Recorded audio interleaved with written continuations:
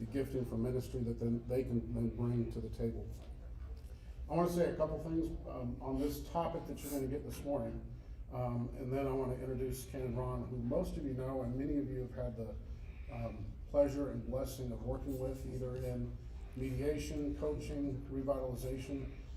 Our diocese has got one of the gems of the Anglican communion, and this man right here. And he brings so much knowledge to the table that I hope you can just drink it up today. I don't want to puff you up too much, but I have relied on him many, many times the last 5 years in some very difficult situations. And he's handled those situations with incredible grace, bringing a great deal of knowledge to the table, as well as a way of relating to people with real grace and dignity.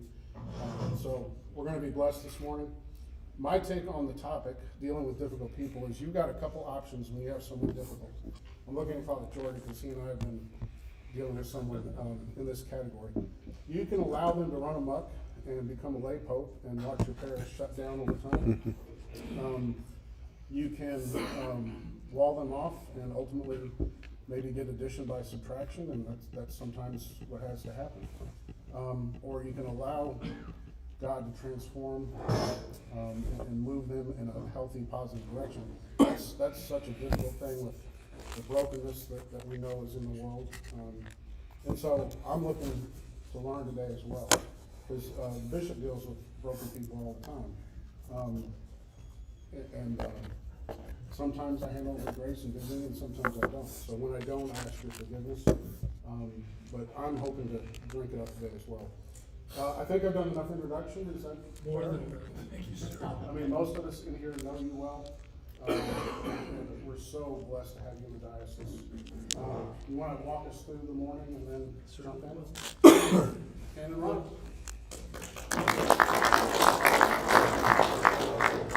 I wish my mother was still alive to hear that. Well, let me just say very quickly that I have really been looking forward to this day. Come to be with you to share some ideas and to share back and forth. And I also have to say it's really daunting to come and speak to my brothers and sisters in this diocese, speaking to experts. And I hope you'll receive this in the sense that I know that you're not a blank slate.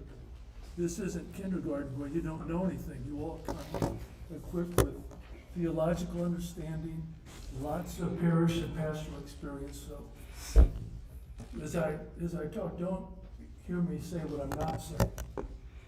Don't hear me saying that I'm telling you something I think you don't know anything about. Or to put it differently, just say I try to remember this every time I speak with a group. My favorite definition of genius is the ability to scrutinize the obvious. The ability to scrutinize the obvious. What do you think we know the situation and really dig a deep well there? Go deeper. So you're geniuses. Genius doesn't mean a hot IQ. It means making sense out of what's here and doing well with it. So that's the background that I want to bring to this, is a real respect for you and the ministries that you have. And I'm sharing that this could certainly be a two-way street, and I want to learn from you as we go along. And it has been a huge privilege to work with a number of you, either one-on-one or in difficult situations, and sometimes other. I'll just say, I want to thank Bishop Reed for this invitation. It's a real honor you would allow me to come. You've invited me into many parishes in the diocese. There's a lot of credit to go around for this day and this weekend. I believe diocesan staff and the revitalization pillar, Father Petta has done a lot of the heavy lifting behind the scenes with logistics and his team. So this has been a great effort, team effort. Thank you. Thank you very much indeed. Well, I'll say, unfortunately, this 8-year-old iPad today decided it didn't want to continue charging. And I've got it hooked up to a charging source, and I hope it will keep going. I've been too tendency to buy a new one, but I guess that's in my future. Let me give you just a quick background about myself so you know why I'm here, what I'm doing. I grew up being classically trained in the violin. I was a symphony violinist professionally for 5 years until I figured out, thank you. I figured out I could do it, and then I was free not to do it, and could pursue the call that God had on my life for quite a while. I've been an Anglican priest for 45 years. Over the majority of that has been in parish ministry.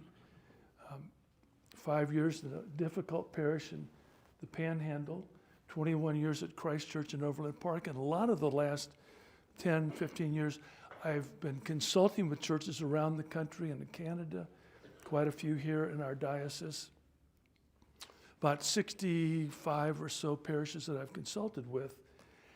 I didn't never have it in mind that about half of those would be troubled congregation with lots of conflict, and a lot of it many times between the rector and a very difficult person in the parish, often one of the vestry members. So I never thought I'd specialize. I wanted to work with churches who want to light the fuse and go into orbit or something. And that wasn't exactly the primary ministry assignment that the Lord gave me. And I've served never full-time as a consultant. I always wanted to stay in parish ministry, and I have. And just a couple of years ago, retired from active Sunday parish ministry. Then I went to St. Matthias, and here I am again. I'm not on staff being paid, but Father Duncan has been so gracious to allow me to preach some, to say a midweek mass. Anyway, it's been such a trip, and I'm thankful for this diocese and for you. I think I'll say more about this probably as we go on. But you're the heroes of the story. This is a very difficult time to be a priest. It's the best ministry in the world if you're called to it. And if not, well, that's a different story. But you know what I'm talking about. We'll get into some of that later.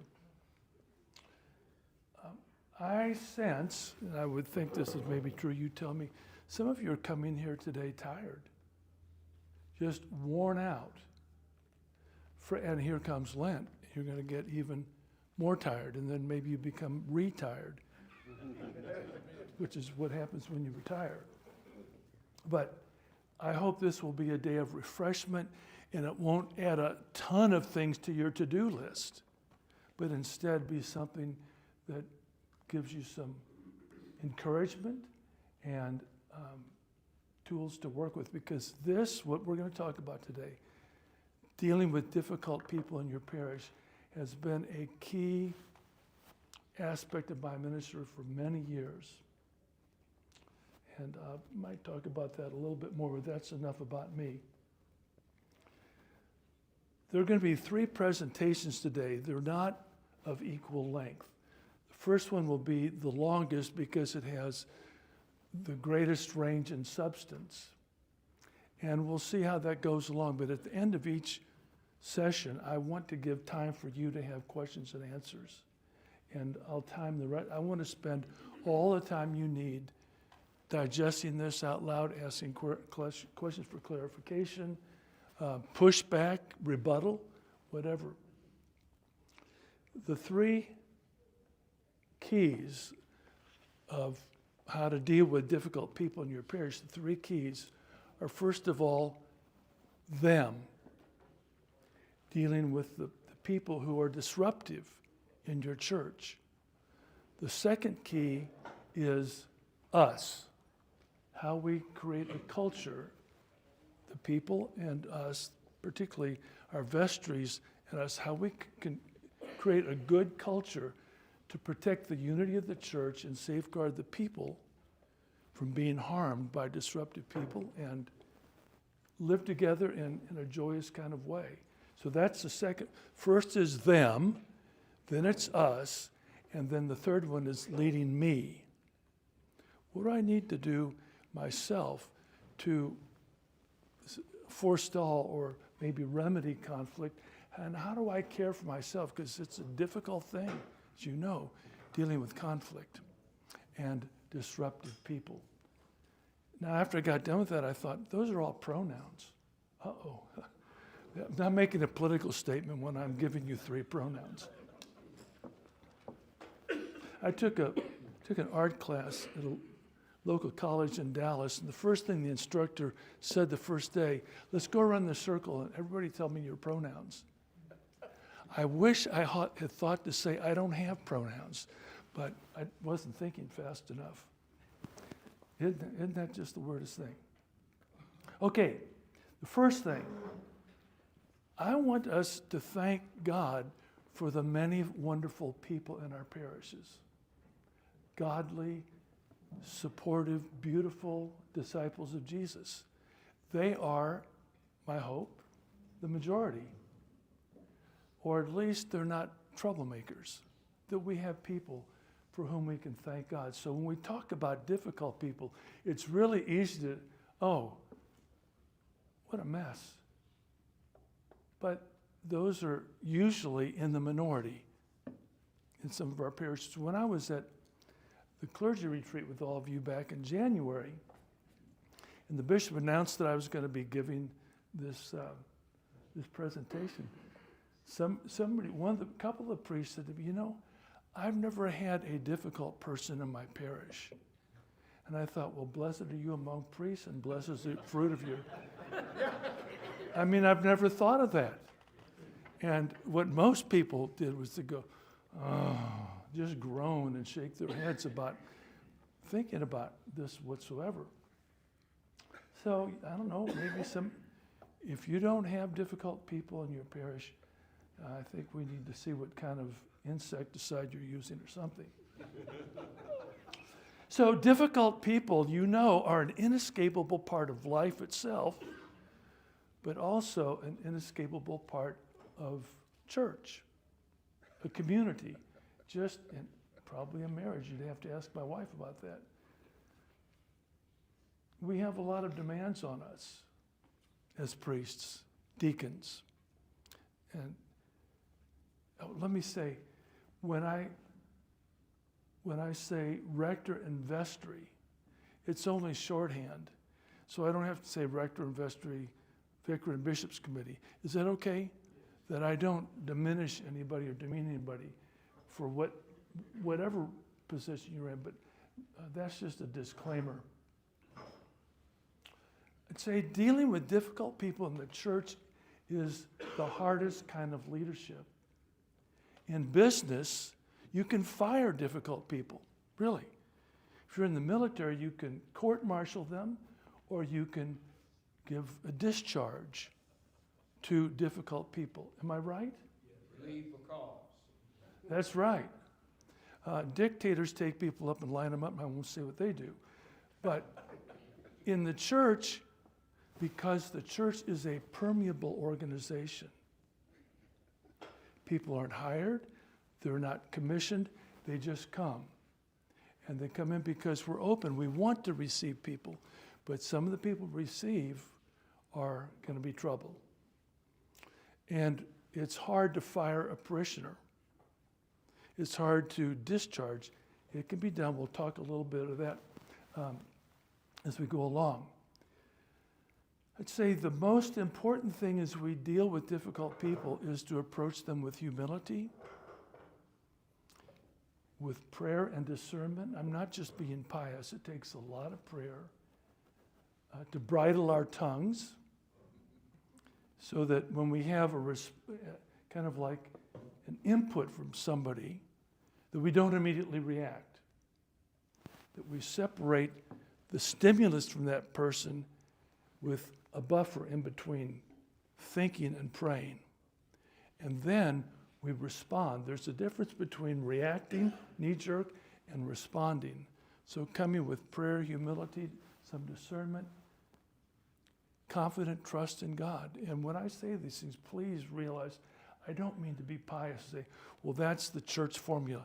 No, I mean really putting our confidence in God that He will be our partner.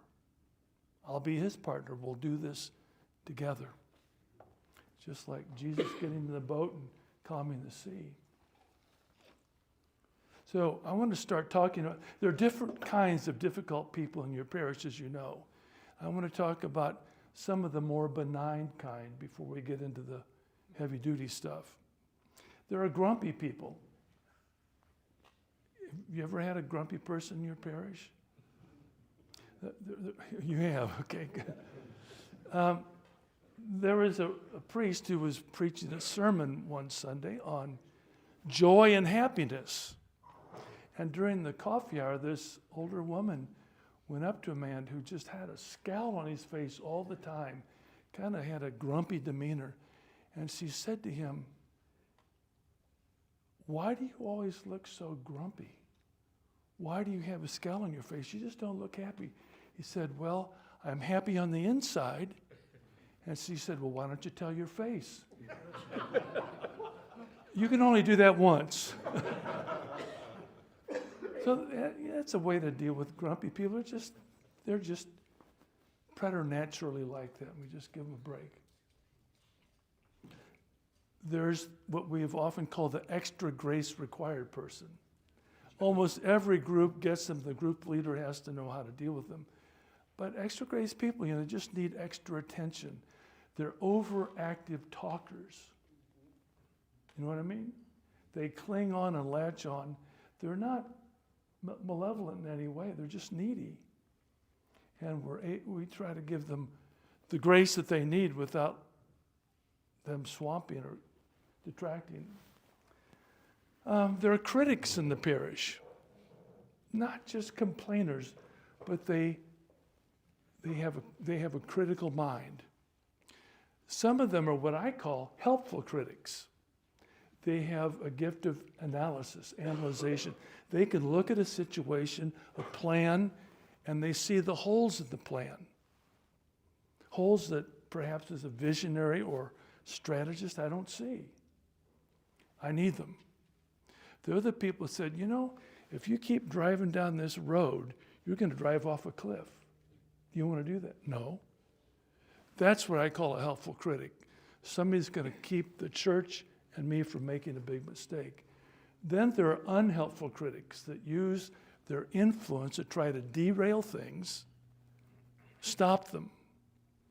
And I don't care for them too much. I mean, I love them, but I could do without them. But they're the just chronic complainers that have a sort of a sour affect and don't help the parish generally. I'd say before we get into the deeper stuff, conflict and ministry go hand in hand. There is no escaping it. And by the same token, conflict and difficult people go hand in hand. They're the ones that tend to generate the conflict in small groups, in the larger parish, often engage in conflict with the rector, oftentimes. So what I want to talk with you about is, the first thing, this is the heavy stuff. And it is about two basic kinds of difficult people in the parish. One I would call moderately difficult. I'll talk about them in a minute. The second group are the destructive parishioners. I'll give you some background on, let's just look at this. I'll give you some background on other things later. Would some of you please help distribute these? I don't like to put them out on the table at first because then everybody's sitting around reading and hard for me to connect with you. If you just pass those out, that's what I'd like to look at. This is key number one, dealing with them. Dealing with the people who are actually the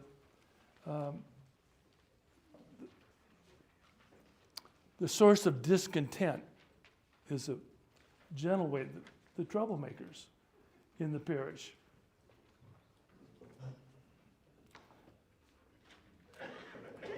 So after you have those, I'd like to jump into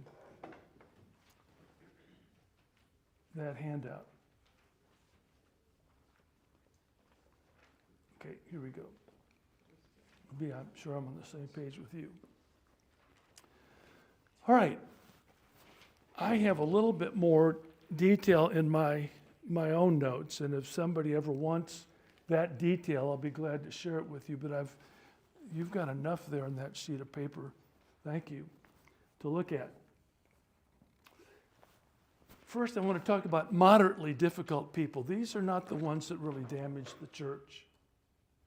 They can be a pain in the wazoo, and if anybody can tell me where that anatomical part is located, I'd like to know.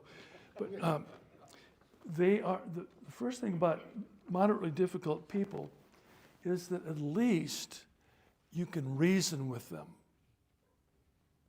They're open to compromise. They're well-meaning, and they don't mean to be disruptive. And sometimes they're really quite helpful, even though the way they go about providing that help is not the most helpful. They're well-meaning, but they're not outright disruptive or harmful. Oftentimes I've found they're a source of conflict with me as the rector or with you. Partial list of characteristics I want to go through quickly. They're opinionated, but they're compliant. They strongly express views that are in opposition to what either the rector or the vestry or some other leader has put out. They often want their way, but they will respect ultimately a leadership decision. They're not rebellious.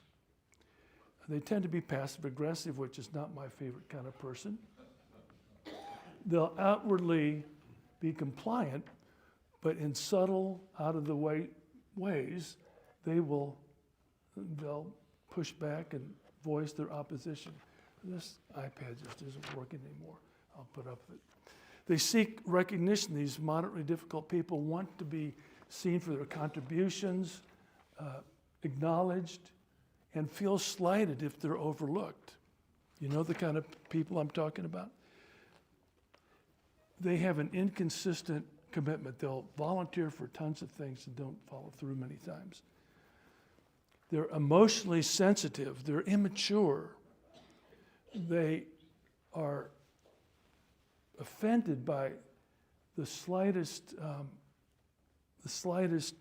thing, and they oftentimes misinterpret the situation or what's being said. Resistant to change. They prefer tradition. Well, that's a lot of us. We might be called difficult people by some folks, and express skepticism towards new initiatives. They gossip and complain.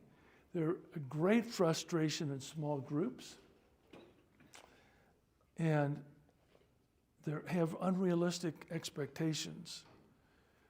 They think the rector ought to be a better rector,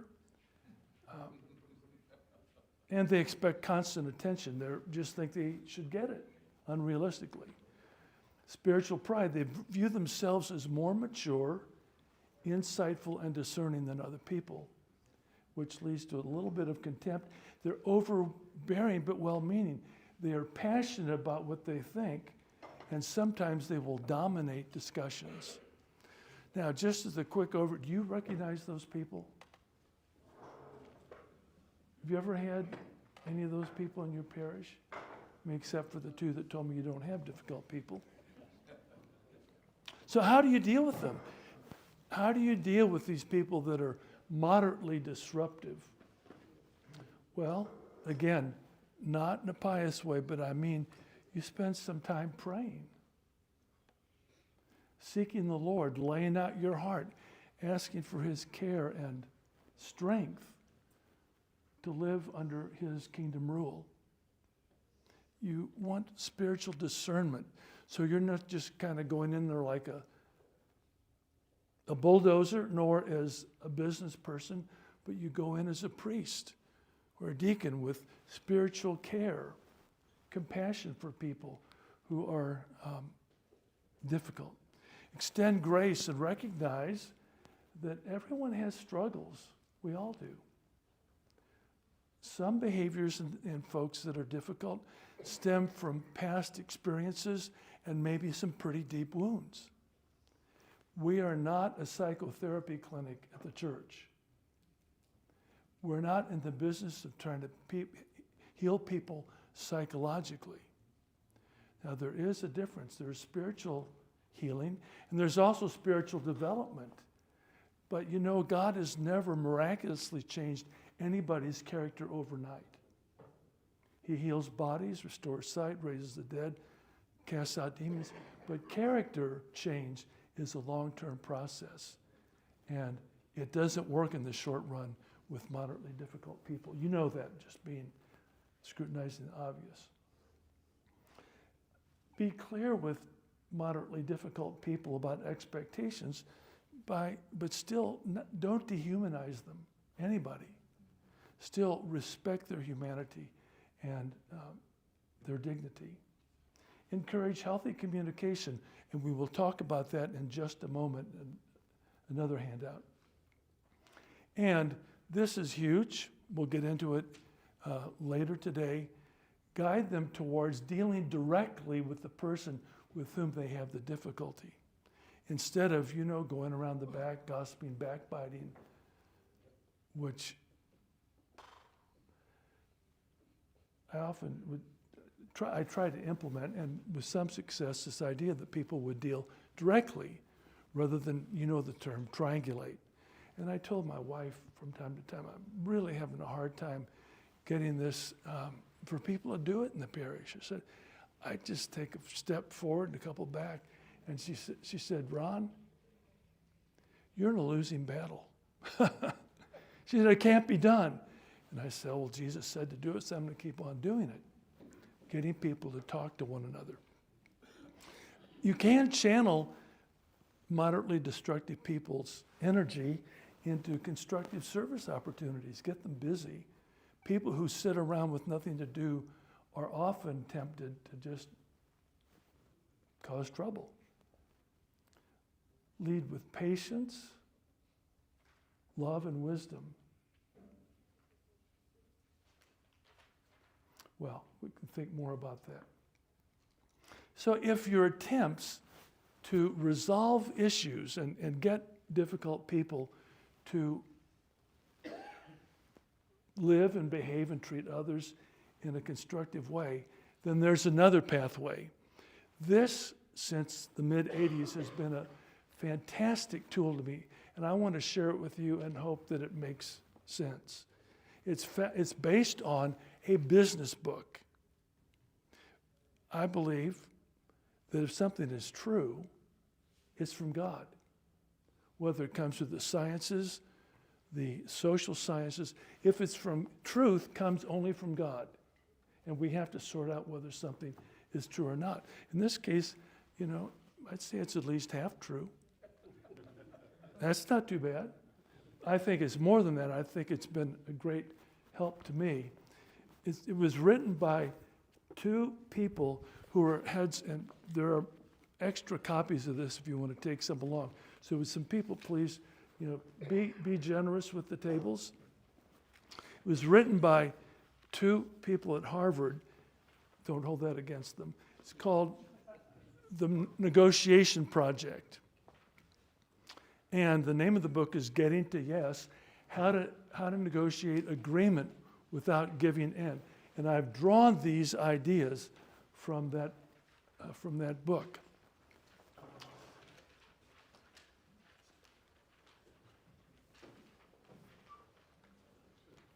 And I suggest strongly, it's not required, but I suggest strongly that if you use this process, this tool, that you have a third person present who is the facilitator.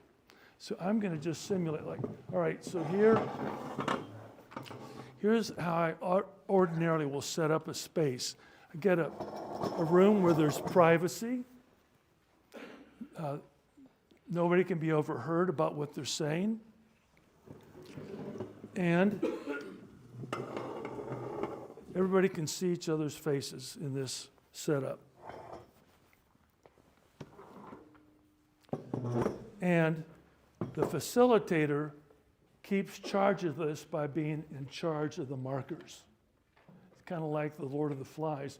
Whoever has the conch is in charge. So don't ever surrender the markers. All right. So then,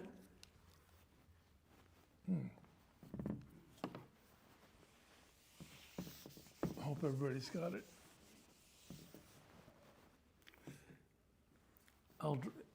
A lot of times I'll turn this sideways,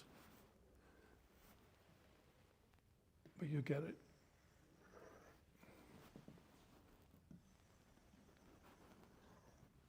And I'll put, let's say, since this is not the name, is anybody in here named Rebecca?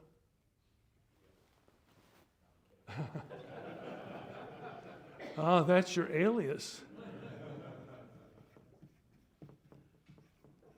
And is anybody in here named, give me a name that nobody has in here. Alfred. Alfred. You could be anybody. Alfred's needs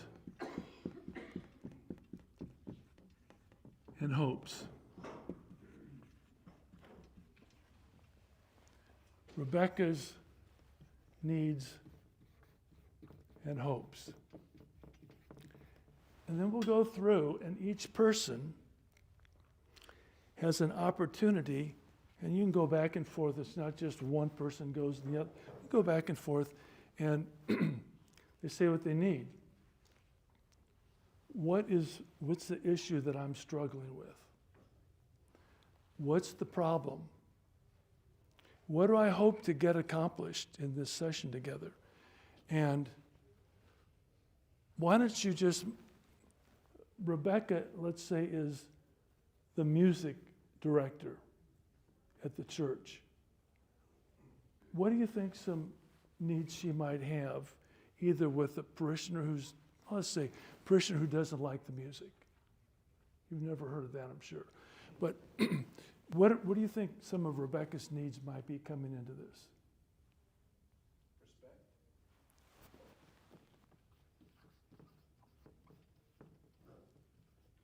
What else? Appreciation.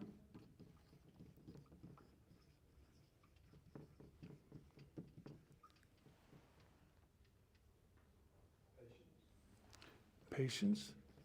And I'll just fill in some. Freedom to choose hymns.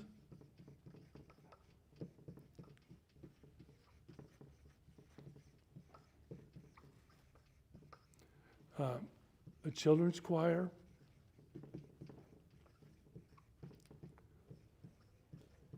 Get rid of the handbells. You know, you can just go on and on. And this person says, well, I need newer hymns and praise music.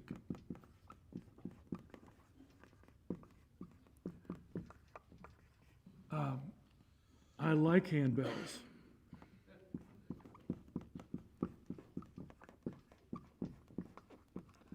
A children's choir would drive me up the wall. No.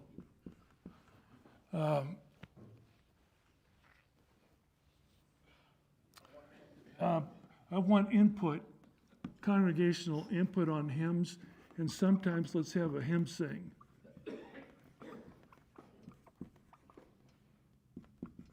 Okay, you can see, you get this list of things that they are in disagreement about. Now, before I do that, sorry, I forgot to pass on. Oh, you have a double-sided sheet, don't you? Okay, maybe I should look at what I'm talking about. So one side says resolving differences and healing relationships. That's one side. The other side, no, sorry, there is yet one more. Sorry. Andrew, did we print one that said the guidelines?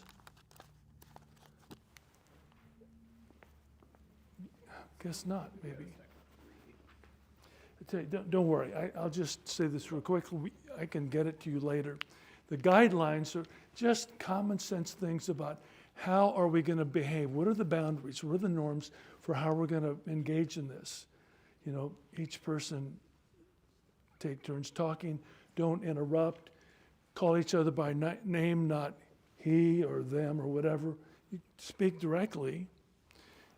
Call out the facilitator if you think the facilitator's become partial or is favoring some outcome.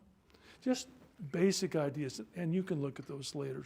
But they just set a framework to keep this conversation in bounds and healthy.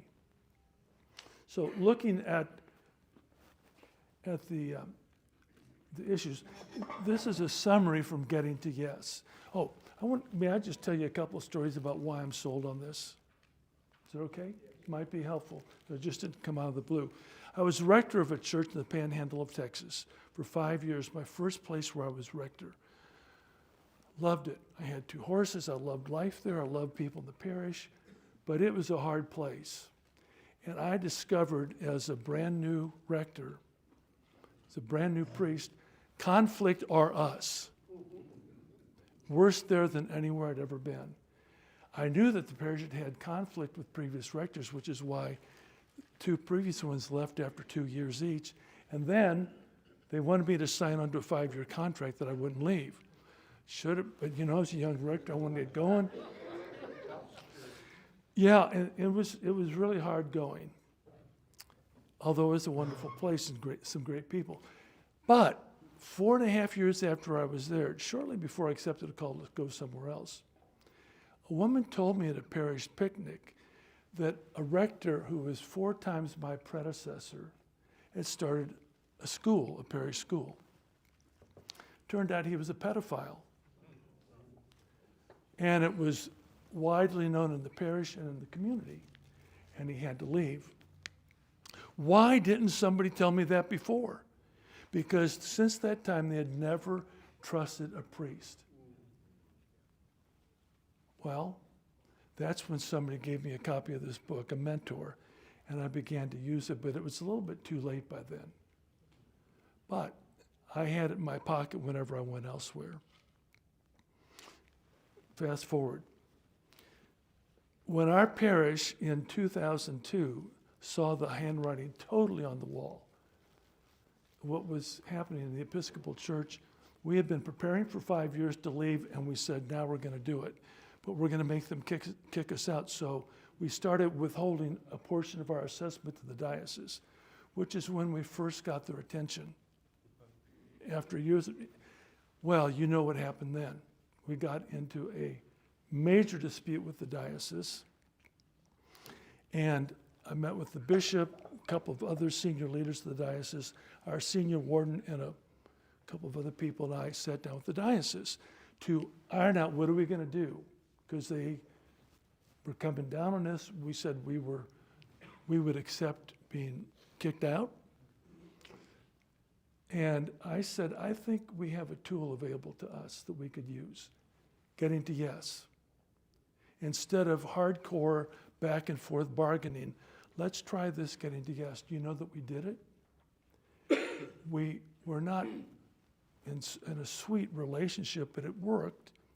The Holy Spirit came in power in I thought it was a Holy Ghost revival one time in one of those meetings. Frank Griswold got on the phone with me and we talked. And finally, through this process, they let us go. We got to keep our property. We paid 10 cents on the dollar and all that. Our property, our assets, everything. Free at last, free at last. Thank God Almighty we're free at last. You know what I mean by that. The relief. And we were the first church in the country that was able to leave the Episcopal Church with our assets. And I give a lot of credit to this process. I could tell you more stories. Half of the churches that I've consulted with over the last 10 years have been in trouble. Every one of them has used this as well as some other things that I have for deeper conflict resolution, reconciliation. So I'm saying this works. Questions or comments, feedback, pushback about that? All right. So here are the basic principles, and this is just straight out of the book. Have a third person who can be the mediator, stands here and maybe sits and engages people in a conversation along these lines. And walk through this document as well as the one that describes the way we'll behave. Separate the people from the problem. That is the hardest first step for everybody, to put aside their feelings as best they can, focus on the issue, and don't make personal attacks. Don't get into you hurt me, you're wrong, I'm right. We have a misunderstanding, a disagreement, and we're here to try to find a creative, mutually satisfactory solution. You might want to just write that down, tattoo it in your mind. The purpose of this is to find a mutually satisfactory solution to this problem. This is not a win-lose negotiation like you go in to buy a car and you see the sticker price is $40,000. That's a cheap car. And the dealer says, we'll take $40,000 for it. And you say, well, I'm not going to pay $40,000, I'll pay $30,000. Now you're in a hardcore push and shove negotiating conflict. The thing that's nice about that is you don't have to have a relationship with that person when you're done. You just walk out. If it works, you get an agreement, fine. If not, go somewhere else. That's hardcore standoff, positional bargaining, and usually whoever has the greater power wins. Can you kind of get a feel for that? Sometimes it happens with a neighbor or with your spouse, friend. It happens. Positional bargaining is destructive in itself and will not solve problems. Focus on interests, not positions. That's where we get into this. Each person, and it gets to be lengthy and much more specific, they both get to name their issues. And that's what you're going to focus on. What do people need? Identify what they care about. What are their deep issues? Addressing these issues can lead to a more profound understanding of each other's positions. Not that they agree, but you're seeking understanding. We always start off, it's on the other piece that I didn't give you, with the prayer attributed to St. Francis, make me an instrument of your peace, etc. So that people really want to be in a position of understanding each other. When they arrive at that spot in this getting to yes, it works. If they can't get there, it is a much harder go. It's not impossible. Find things that they agree about, that they have shared values about, that they love the parish. They love the music ministry. They've had filial affection for each other in the past, and they'd like to restore that. And don't blame. One of the most common things people do when they are in pain is to look for a scapegoat. You see, the people of Israel did that to Moses. They go through the Red Sea, the water part. They were on dry land all the way. Pharaoh's army is swallowed up. They say, "Thank God, the horse and rider he is thrown into the sea." They walk 100 yards and they say, "Moses, did you bring us out in the wilderness to kill us?" Being in the wilderness is a little painful. They don't have the good food they used to have, and blah, blah, blah. Blaming. Well, you've got to help people avoid that. That's one of the most common things that will occur in this process. Then, this is when it gets fun. Finding mutually acceptable options. Let's brainstorm. We may not adopt these, but what are some things? So then, facilitator doesn't write anything that's his own answer, her own answer, but gets each person to say, well, what can we possibly do? Well, let's focus on freedom to choose hymns. And they talk about it. What do you think one solution they might come, doesn't have to be something they necessarily do, but just one possibility to think about to resolve this difference about choosing hymns and, and the congregation being able essentially to dictate some hymns.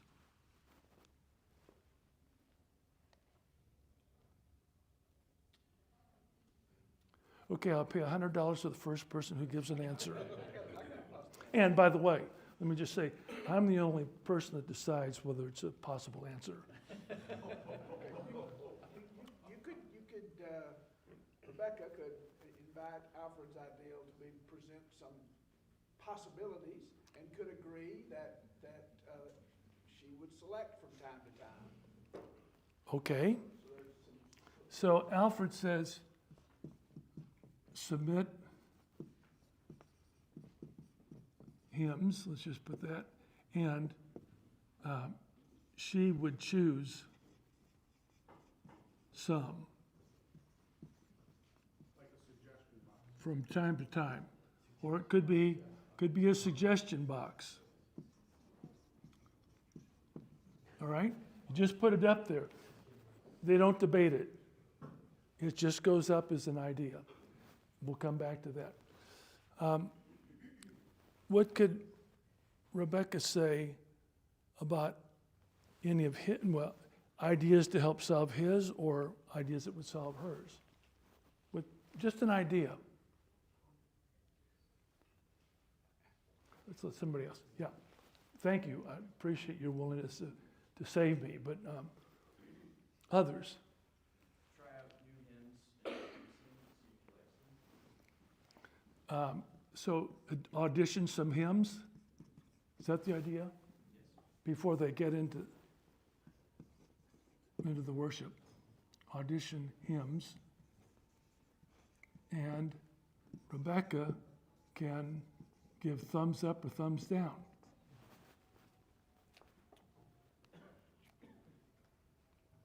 Other possibilities that either one of them would put up on the board.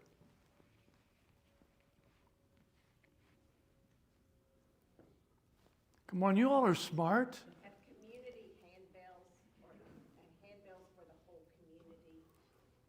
You mean go play at Kroger or something like that? Play out in Go to a nursing home. Take handbells, let's just say, to a retirement center of deaf people.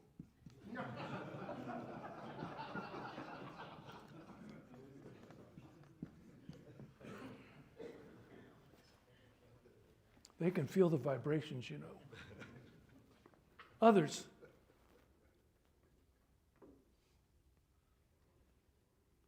Oh, come on. Please help me out.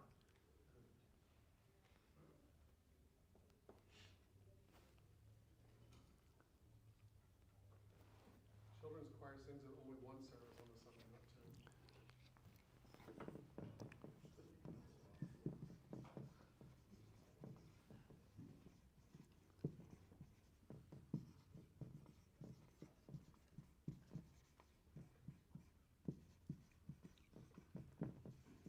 All right? Let's say that's the beginning. If this were real life, we'd have a much bigger board. We'd be getting a lot more information up there. Okay. Still retaining the markers. Let's go through these and let them discuss. Alfred says, submit hymns, and she would choose which ones to use. And what do you think she might say? Well, you know, I could go part way with this. You submit some, and I'll decide whether to use. Decide if. And he said, well, would you commit to at least choosing a couple? He said, well, I could do that. You know, maybe choose two. That's a mutually satisfactory conclusion. And that would be after some discussion, right? Then, auditioning hymns is the same kind of thing. That's sort of a repeat, sorry about that. Take handbell choirs out to the community. That's maybe, let's say that's Rebecca's idea. And what does Alfred say? Too much work. Too much work? That's depriving the church of the blessing of the handbells? Well, maybe Rebecca comes back and say, all right, let's do it 4 times a year at 6 o'clock on Sunday.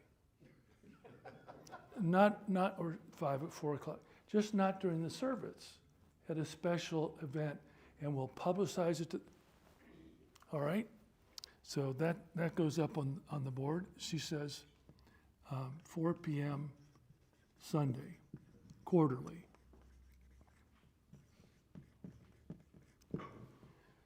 And he says, well, only if we can have big publicity and refreshments or something. I'm just trying to speed this. And she says, okay. So they've gotten another mutually satisfactory solution.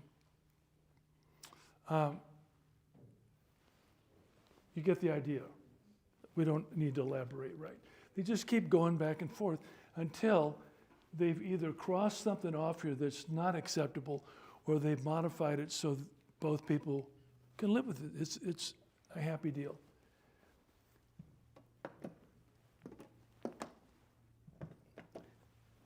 That is the greatest outcome that can happen. Often it takes multiple times. You don't get it done in one shot. Sometimes it's taken 2 or 3. There are times when it has not worked at all because they are so hardened in their position. Just, well, we've tried, but can we at least leave with an air of respect, mutual care, brother and sisterly Christian love? And all this is within these agreements that I've mentioned before about how we'll behave and treat one another. We're going to work on principles and not personal preferences. Use our shared faith. We're going to avoid power struggles, not pushing. So I get my way, and I'm going to make you walk away without anything that you want. And commit to ongoing dialogue. And I love this word from Colossians 3:13. It's, by the way, it's a passage, the whole chapter is worth memorizing, but this is a great part of it. Bear with each other and forgive one another if any of you has a grievance against someone. Forgive as the Lord forgave you. Listen to this closely. Bear with each other and forgive one another. There are no kind of conditional clauses. Forgive one another, even if you don't come to agreement. Forgive. Yes, sir. So I'm making the assumption that a highly destructive person wouldn't even come to the meeting. Will not. That's right. Exactly. And we'll, that's explicitly, excuse me just for a moment. Andrew, could you just mute me? Thanks. I had a major allergic reaction this week. I have rash all over my body, coughing and whiffing, taking prednisone. So if I seem a little weird today, would you please ascribe it to the prednisone and not to something underlying? But occasionally I have to just clear the skunk. Yeah, we'll get into that about the various kinds of hard, difficult people, for sure. And we'll talk more in the next session later about what forgiveness is. That is a really big, loaded term. Okay, let me just come up for air at that moment and say, is there anything you want to push back on, ask questions for clarification, discuss, add an idea? Father Chris.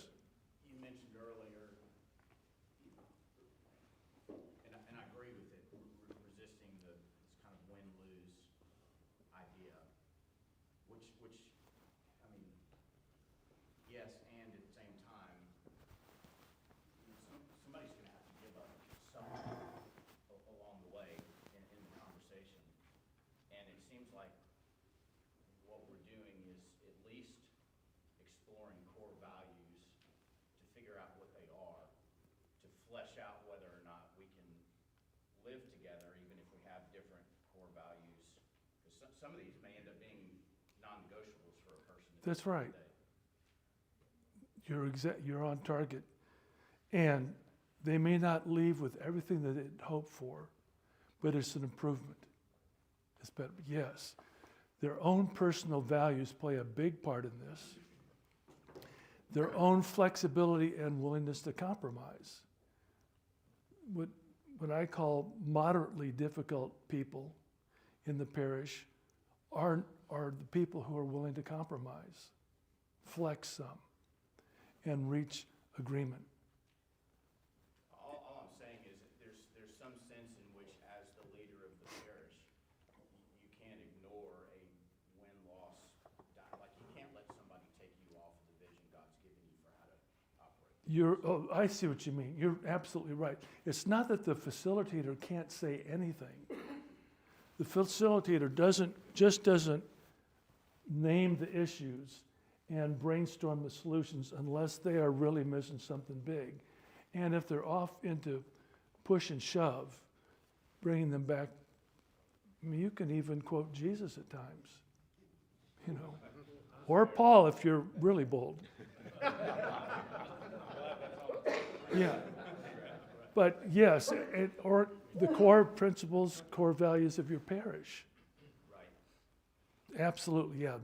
The facilitator, particularly if it's the rector, has freedom to do that sort of thing, and should. Thank you, that's very helpful. Yes, Excellent and helpful. I guess, I think you'll touch this, but I think one of the more interesting elements is when you realize you're not talking just to the person who's sitting there, isn't it? When you realize he's gonna have to go home and be quizzed, or he's gonna go to the coffee shop and be quizzed, did you do this? And right. do you at some point then in your mind say, I wonder if I'm just talking to this one person? That's a good point. Oftentimes they represent a constituency. Just the most vocal of a constituency. That's right. If I just overlooked sending that to Father Andrew. Maybe we can print it out and give it to all of you sometime today. But there's a sheet of the ground rules, basically. I call them guidelines. I try to be a little softer. One of them is, we will practice confidentiality. Whatever we say will not be repeated to anybody outside this room. You could say we reached agreement and maybe share some of it, but who said what to whom stays here. Bishop? I was just going to go a little further with where Father Culpepper was going. How effective is it to use we have a vision as a parish. This is where God's leading us. And your personal opinions, like in this scenario, may have to be sacrificed, or you may need to transcend yourself up to, I need to embrace the vision and not just push my personal opinion about music or handbells. Right. Because the vision is more important. Where we're headed as a community is more important than my own personal opinions about how we get there. Good point. Exactly. And what you're implying is that the unity and the mission of the church are at stake here. Doesn't determine everything, but if you've got a cluster of conflict and discontent, it keeps pulling you off mission. Uses up valuable time. Yeah, exactly. Others?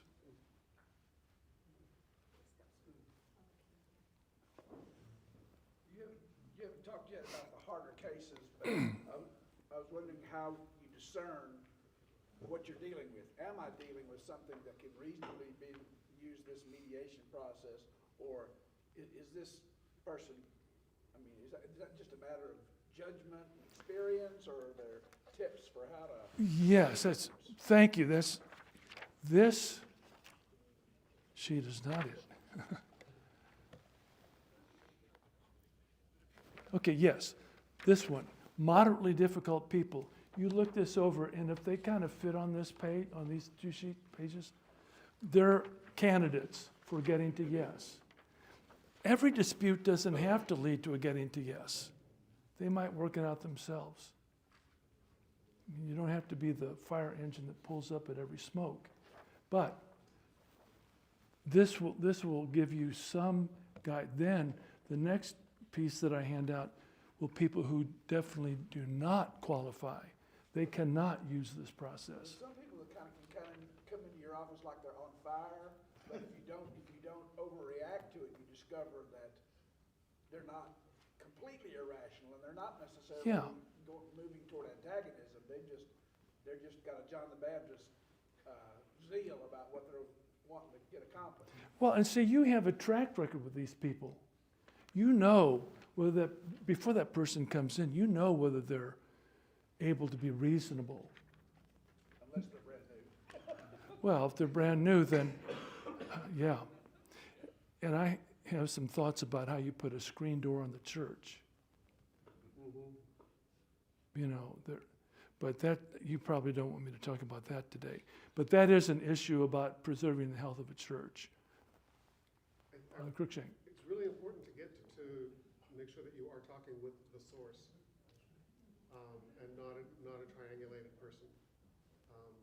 And that's especially true for anybody who's not the rector, for like an associate or a deacon or a senior warden, or when somebody comes to you and says, you need to go to the rector and say, they all need to be taught and trained to say, no, we can go together, but I will not be your representative. Right.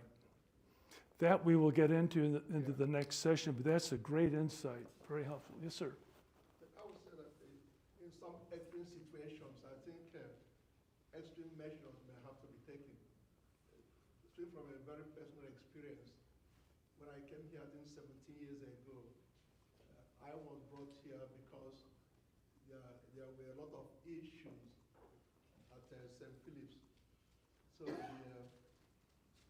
that's how I came down here from Chicago, from that's from North Carolina, then Chicago. Anyway, I came and on my first mass with Canon Hoff, just singing the sessional hymn.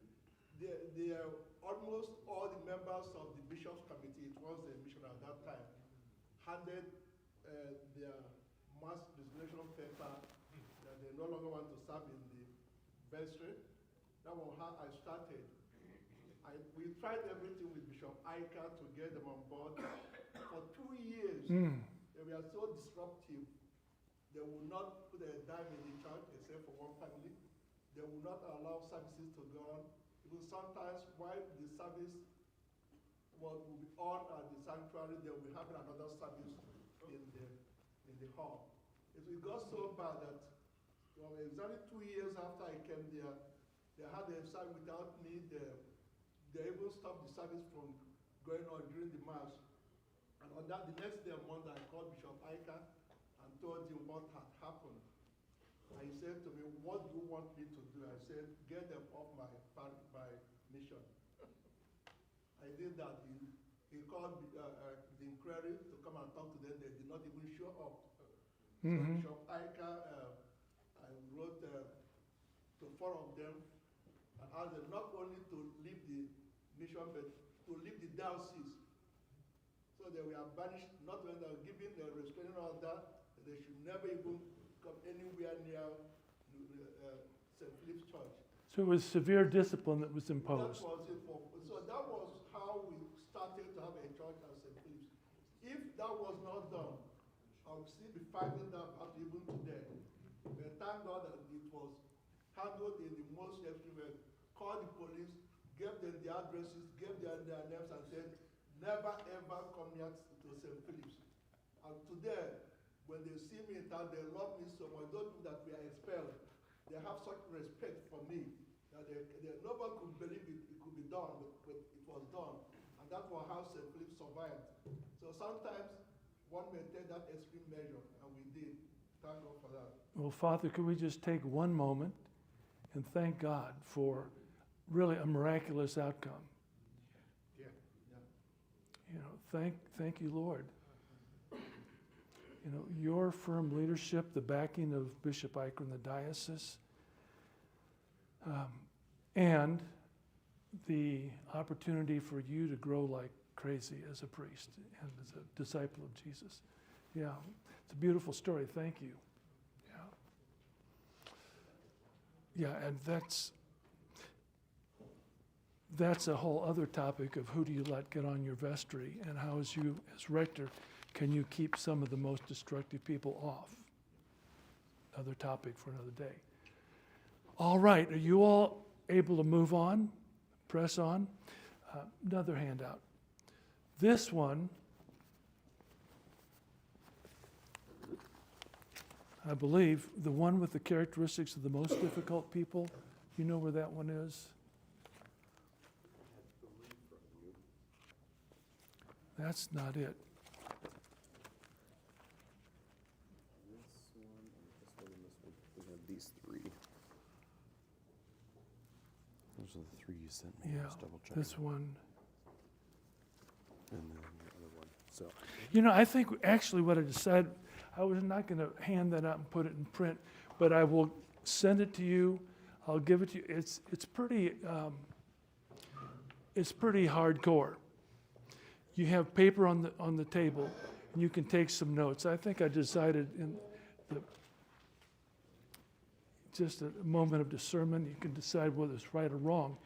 But I want to just share with you, and if you think you want a copy of this, we can print it out and give it to you today. All right?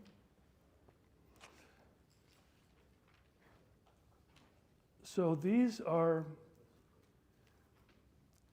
characteristics of, so they're moderately difficult people, and there are destructive parishioners. Two different, and destructive parishioners are in a whole different category. Totally different. And I'm going to give you some basic characteristics. And I break down destructive parishioners into two, really. One is destructive parishioners. The other one is highly destructive parishioners. And they are really off the chart. I say not every church has destructive parishioners. Some do. It's rare that parishes have a highly, highly destructive parishioner, but some do. And I know some in this room whose parishes have some incredibly destructive people. But let's start with just destructive people. They're generally a small percentage of people in the church if you have them.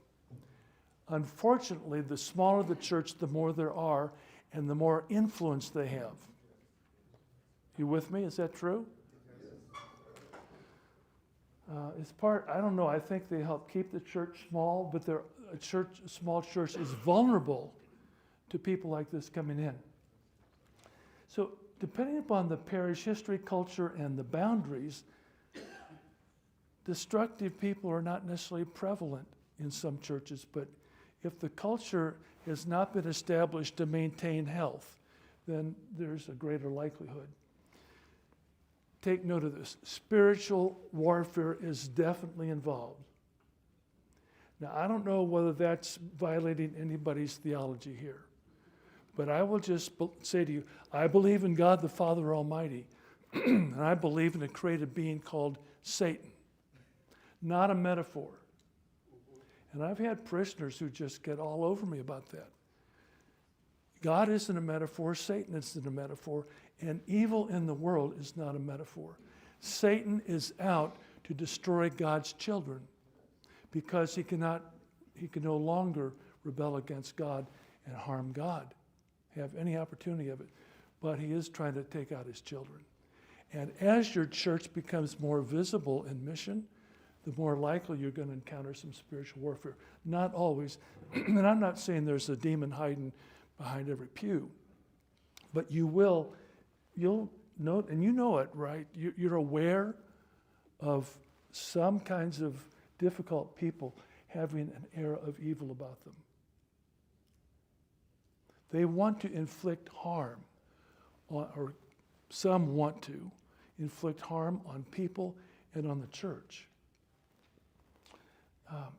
There are degrees of destructive people, but the one binding characteristic is they want to cause harm. They are troublemakers. They're human beings deserving of God's love and care. We shouldn't dehumanize them, turn them into objects, but they are destructive. And conflict always goes hand in hand with these people. Here's a partial list of characteristics. One individual may not exhibit all of these characteristics, nor will moderately difficult people have all those traits. But here are the main ones that most of them will have. Their purpose is to inflict harm on the church, her people, and often the rector. The rector is the target. They tend to manipulate, distort facts, lie, and escalate little disagreements into big deals and try to cause a big stir, a major conflict. They constantly complain. There's no placating them. There's no way to resolve things, so they can be dangerous to the well-being of the church, the people, and the clergy. They are resistant to conflict resolution. They are resistant to, for example, getting to yes is a waste of time. Because you cannot reason with them, attempts to sit down and work things through verbally, you can try. And every once in a while there's a breakthrough, and it doesn't mean you shouldn't have a conversation, but do not meet with them alone. Let that sink in. If you come to the conclusion this person is destructive, you're courting trouble to meet with them alone, because they can make accusations about you. All it takes is an accusation to ruin your ministry. One, it isn't the truth necessarily, but it is the taint. And I don't have to say more about that, do I? You all are knowledgeable and sensitive about it. So if there's a difficult person, destructive difficult person who wants to meet with you, and you know they're destructive, have another person. If it's a woman, have a woman as the other person. If it's a man, you can have a man or a woman as the second person. Don't even be seen with them. Like in a coffee shop, don't have coffee. You've got to maintain some boundaries and protect your integrity while you still care for them. They use ad hominem attacks. In other words, they will attack your person or another person's character. And that is painful, isn't it?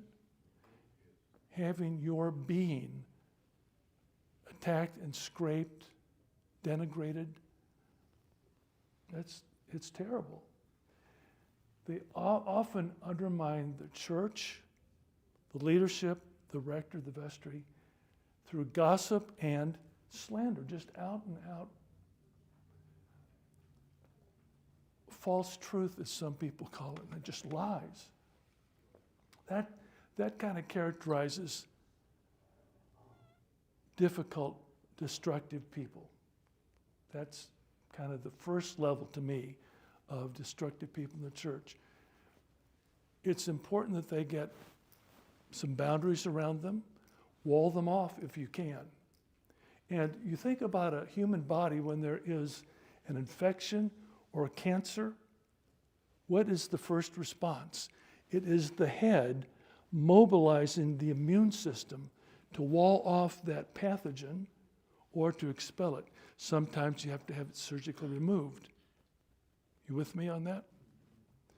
The church is a body. It is the body of Christ, Jesus himself being the head, but he has some subheads in place. The leadership, the rector, the vestry. And you hope by now you have a unified vestry. People who work together as a team, respect the rector and vice versa. They are a healthy, united leadership team. And that is the first line of developing health in a congregation, is to do all you can to have your vestry work together well. The resources for that I can share with you some other time if you want. So that's the thing. First thing is highly destructive people. One of the strategies of how to deal with them is to wall them off. So you identify them early. You begin to watch for some patterns of behavior. So as Father Stewart says, somebody comes in and just explodes. Well, you have the history on that person. You can already say, pretty much, I think this person's just moderately problematic, moderately harmful. But you should be able to know through warnings. So don't ignore the problem, hoping it will go away, because it won't. If a problem just festers, it will get worse. Do you agree with that? Yes. Anybody push back or disagree? I'll say more about this afternoon, but I will say most. I grew up in a household where conflict was not allowed. Not in a disagreeable word. We were supposed to maintain a low level of depression all the time. You know, don't get too out of bounds either way. And when I became a priest, particularly when I was in the Panhandle Church, it just about killed me because I was not accustomed to dealing with conflict, and I tried to avoid it all the time. Not be confrontational. Well, that might describe some of you in a former life, or maybe now. But letting something fester is not going to improve the situation. And the other thing with destructive people of any kind, this first level destructive, oh, bless you. Thank you very much indeed.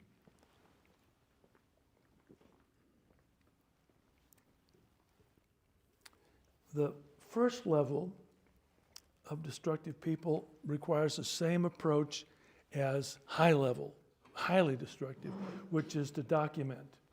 And I know one of the priests in this parish in this diocese had a very difficult person in their parish. How do you like that? You know, it's a he, right?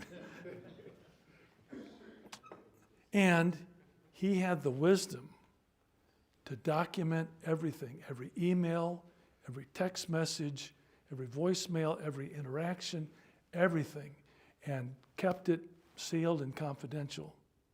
That was one of the most brilliant approaches to dealing with a highly difficult person, highly destructive that I've seen. That's it, though. That is the gold standard. Document everything and keep it in a secure, confidential location. Locked. It's on your computer. Be sure it is an encrypted file, etc. The next thing, and this is referring back to the spiritual warfare, have intercessory prayer. High, strong, good. So recruit. You know people in your parish who have a great gift for praying intercession. Recruit 4 or 5 of them. See, this is going to be a confidential intercessory prayer group. I want you to meet regularly. You can pray apart too. I'd like to feed you some prayer requests that you will hold in confidence, and you will pray earnestly, passionately about those. And as you have some sense of what the Lord might be saying, bring that to me. Do not share any of this with other prayer warriors or anybody else. This is locked in the vault. And if you have those people you can trust, this is the first line of the battle, is powerful prayer.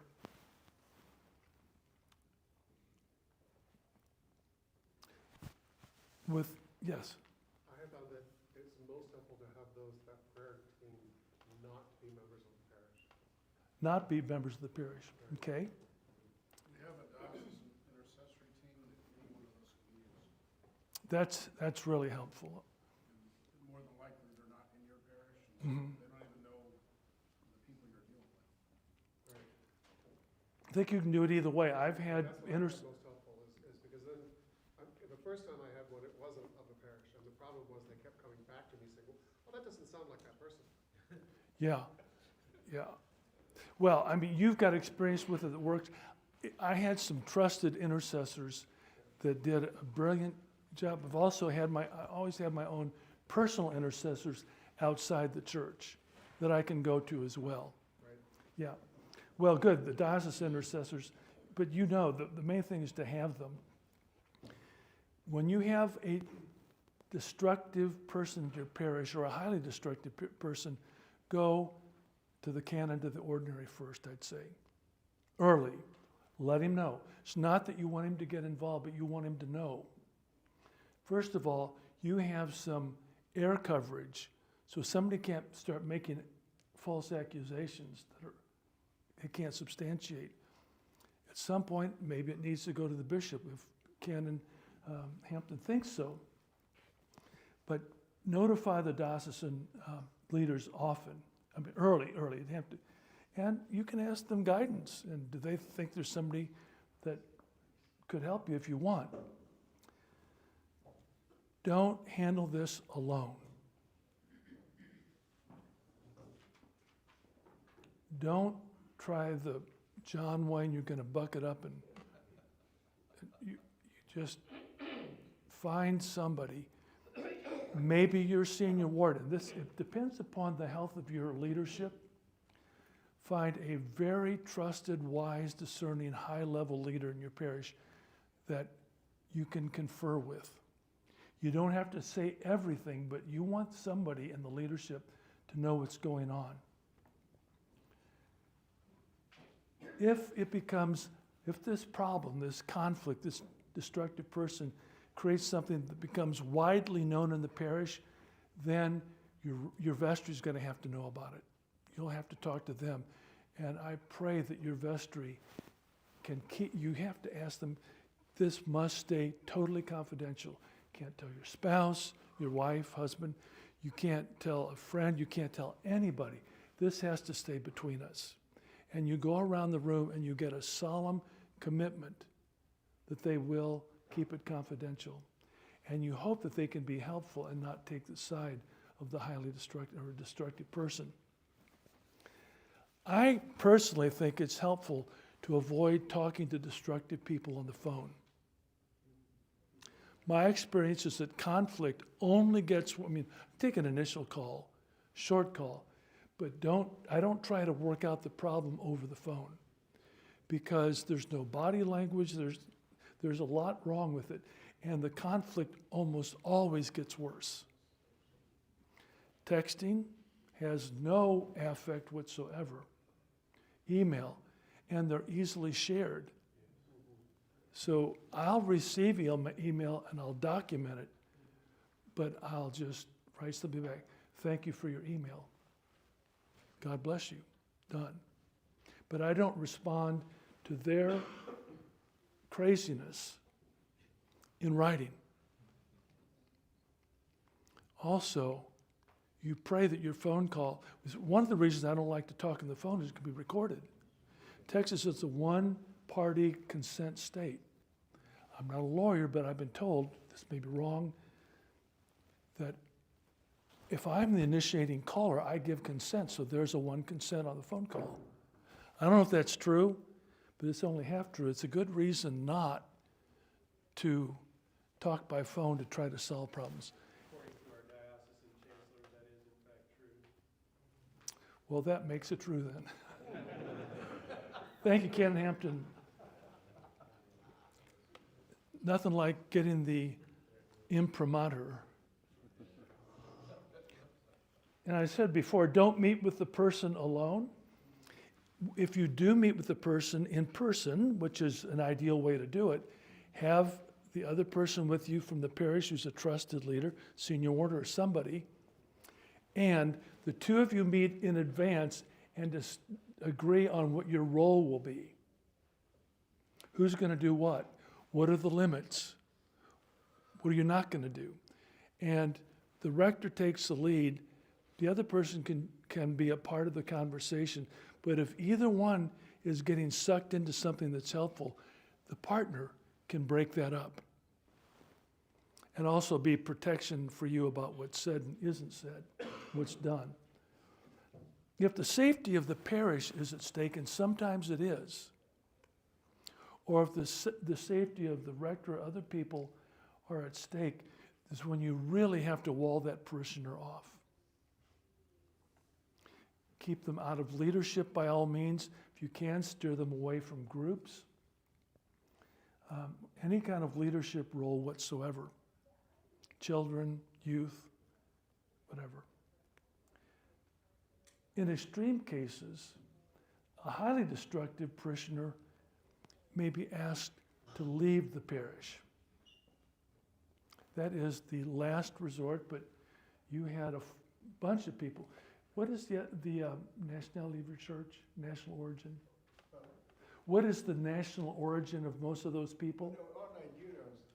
And the problem was they wanted a priest from Nigeria, but the bishop said he wanted someone who went to seminary here, who has lived here for a But long time. Nigerian, Yes, yeah. Nigerian I was sent into a church in Houston, huge Nigerian church, where they interrupted my sermon. Yes. And the next Sunday, there were armed police in the church building while I was preaching. I thought maybe there was a similarity here. Only time that I've had people object to what I said, but Bishop Reed. Just to add to the importance of having that third party in the room when you're meeting, I mean, we're all wired differently, and some of us are so desiring of reconciliation that we will get run over. Others of us are so boundary centered that we'll run somebody out of the church before there is a chance. Yeah, And so I think having that person there to balance us out is helpful. that's very useful. Moderately difficult people. Excuse me. Oh, let me just respond. Moderately difficult people you can reason with, negotiate with, and probably find resolution, and even over time, relational healing, which means restoration of trust. With destructive people, you are not likely, I'd say, even more categorically, you are not going to resolve the problem. You cannot negotiate with them. You can't resolve. They won't reason. They won't compromise. They're not flexible. That's just the nature of things, and why it's so helpful to have another person so that you stay on point and you don't get sucked in. You said another question? Yes, sir. Father Chris. You've been talking about another person, and you said senior warden or somebody. What I'm trying to flesh out here is I can't imagine a scenario where I wouldn't tell my senior warden, at least in part, to make sure I'm not crazy. Like, what am I missing here? But if you're suggesting there is another person for this type of scenario, who might, I mean, the two people I'm gonna tell are assistant priest and senior warden. Are you suggesting other scenarios where I'm missing something and the senior warden shouldn't know, or where are you going? Thanks. Yeah, what I'm talking about is sometimes, I don't know, do all of you choose your senior warden? That's what I thought in the canons. Thanks be to God. That it's incumbent upon you. Scrutinize the obvious. You're a genius. We need to just dig deeper. You've got to choose a senior warden who is, first of all, a deep follower of Jesus, godly, wise, discerning, loyal, and you can trust. You have a trust relationship. Sometimes you think you've got that person and you recruit them and they become almost a Judas. That's the person I would not involve, even though is the senior warden. Eventually, if necessary, the vestry's going to have to know at that point, you do let the senior warden in on. Yeah, a trusted associate priest associate, yes, definitely. But many of the churches here are not multi-staff, so you don't have that advantage. I will talk more about this later today, but a confessor, spiritual director, they can't meet in there, but at least you're being cared for and coached. And you get some reflection on the level of your sanity. you mentioned that at some point you may have to ask them to leave. Right. Are you familiar with the expression called the phalanx as a way of dealing with someone who just Yes. will not be reconciled and Yes. who will not stop stirring the pot destructively? Yeah. And by the way, you've reminded me. I think I'm in a prednisone fog or something, but the highly destructive and highly destructive information is actually on this sheet. So the phalanx, I think what you're referring to is a military formation where soldiers march shoulder to shoulder, shield cover shield, Sweep them off the field. which is to say that it's a tight, unified group. That's what you want with your vestry, and maybe some other key leaders, but you get in lockstep with one another, and that person can't. All right, here's the way I think of it. When the going gets tough, the vestry sends the rector up the tree. And then the vestry stands around the base of the tree with spears to protect the rector. You with me? That's metaphorical language. I mean, there are not that many trees around here, so you can't do that. Everything's all up, okay up in the tree. But you have a tight leadership group that will address this together and be able to fend off all kinds of stuff from other parishioners who may get swept up in this person's destructiveness. One of the things that a really destructive person does is enlist others and kind of spread lies and all sorts of things. It's a poison. One way to say it, these are poisonous people. They're toxic. I'm going to keep going just for a minute, and then I'll have some more questions. So let me go back to this. In extreme cases, I think our better language is in extremis, the person will have to leave the church. It's like cancer that cannot be treated with chemotherapy or radiation. We got to take this out and go in and remove it. Sometimes a person has to be surgically removed. I've only had that done one time in our parish. When I was in Kansas City, I had a parishioner, brilliant lawyer, on the surface seemed like a great person, and then just realized underneath, constantly stirring up trouble. She was a real advocate of people in the South Sudan, understandably. And the Chinese were doing something to exploit oil or doing something wrong to those Sudanese people. So on Easter Sunday, she inserted, without anybody's knowledge, a political screed piece into the bulletin. So that when people came in and opened up the bulletin, here was this piece just laying out this political stuff.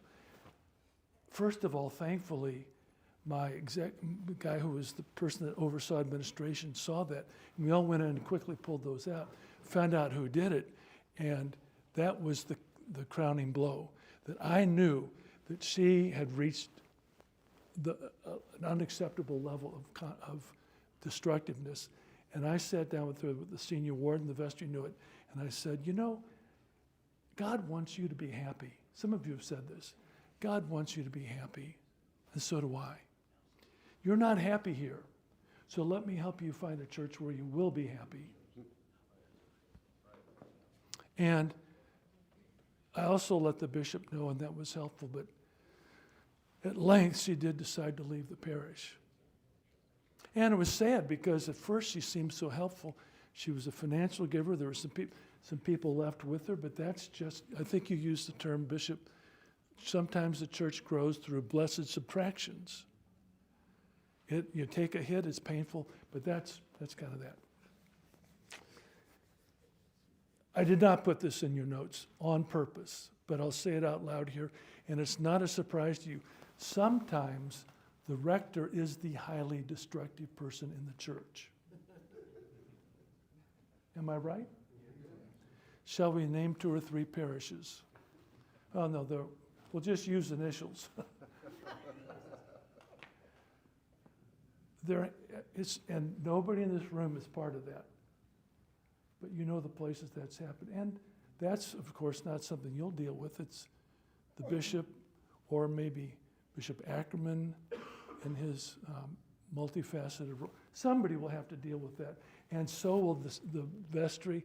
It's terribly painful, and it takes a lot of healing for the congregation. You know that. But I'm just, for the sake of completeness, I thought it'd be worth saying that we are not always without blame in these things. All right. This is the longest session. So there's a choice. We're going to go to 11:45 today. And the next two sessions are much shorter. We'll have some more Q&A in a moment. But I want to give you a choice. We're going to have one biological needs break. You know what I mean by that? And 7 minutes and 37 seconds, biological needs break. And then we'll come back. But you want to do that now? This has been pretty heavy-duty stuff. Might be a good thing now to take a biological needs break. What other pressing questions are there before we break? I was going to suggest a resource, if it would be helpful at this time. Father Dennis Maynard has written a book called When Sheep Attack. Yes. That I found very helpful. When sheep attack, the other one I meant to put on here, I'm not sure if it's in your notes or not. The other one is Kenneth Houck's book, Antagonism in the Church. I thought I had it on there. He is like the guy who was on Fred Rogers. You know, you think, this guy invented the Stephen ministry. He's so kind and caring and pastoral. And then he writes this book, Antagonists in the Church. And he nails it. So a lot of what I know I've gotten from him as well as others. Thank you all for bearing with me and being so engaged. I know this is hard, it's painful, but we'll come back and get into things that are just fun. Well, let's see, what would 7.5 minutes from now be? Say, okay, 10 till, assuming that the plumbing is adequate. See you at 10.